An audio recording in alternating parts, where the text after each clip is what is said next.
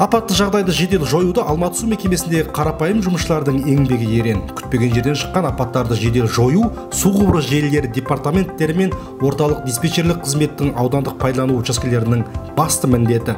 Авариялық қалыпқа келтіру жұмыстары тәулік бойы жүргізіледі. Апат неғұрлым тез жойылса, шығын соғұрлым аз болады.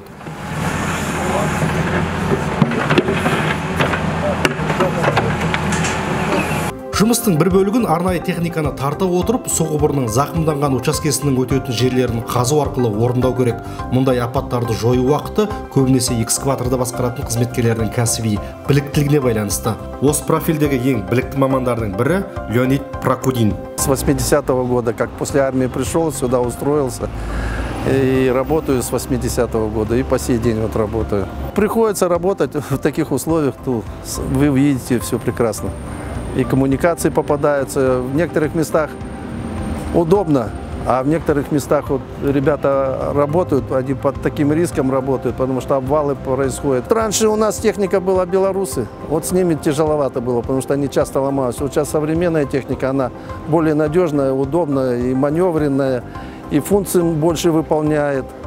Ну, и гидравлика у нее как бы вот для экскаваторщиков гидравлика в основном. Гидравлика здесь надежная. Осы бір қарапайым жұмыстардың арқасында қала тұрғындары үнемі алаңсыз су ішіп келеді. Олардың кәсібилігінің арқасында су құбыры желілерінің жұмысындағы бұзушылықтарды жою мерзімдері де барынша қысқарады. Нәтижесінде тұтынушылар жылдам ауысуға қол жеткізіп, қала тұрғындары үшін қосымша қолайсыздықтар туындамайды. Кәсіпорын мен қала үшін еңбек сіңірген адамдардың бірі Бектен Уайтов. Кедергілер көп қой. Ең біріншіден тұрғындардың автокөліктерін алудың өз проблема болады. ГАИ шақырамыз.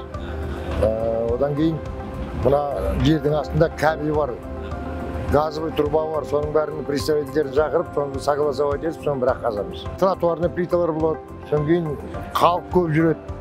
Соның бәрі кедергі болады бізге. Қоршап, соны бірақ қазамыз.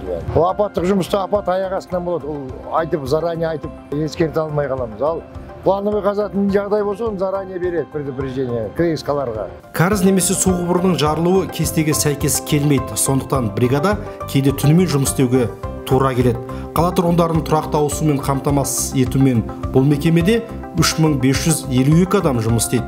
Қаладағы су құбырларының 55% әбден ескірген. Тек биылғы жылдың 8 айында 1617 рет апат орын алған.